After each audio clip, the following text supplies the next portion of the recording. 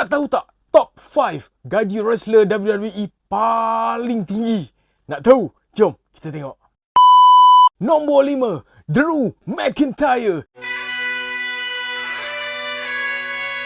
Dengan gaji sebanyak 8 juta USD setahun. 8 juta. Oh. Yang keempat, Seth Rollins.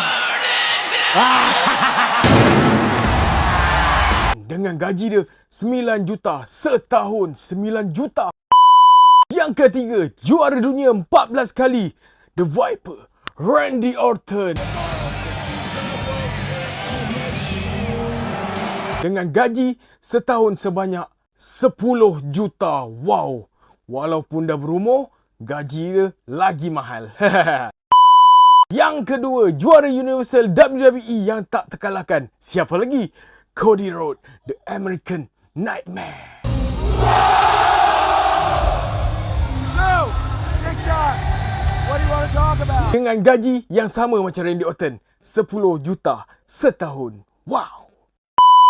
Dan yang pertama, gaji yang paling besar dengan gaji 15 juta.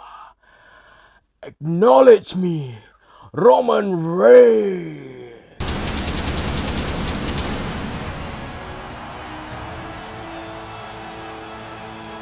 Alright, itu je lah top 5 gaji paling tinggi yang aku boleh bagi tahu.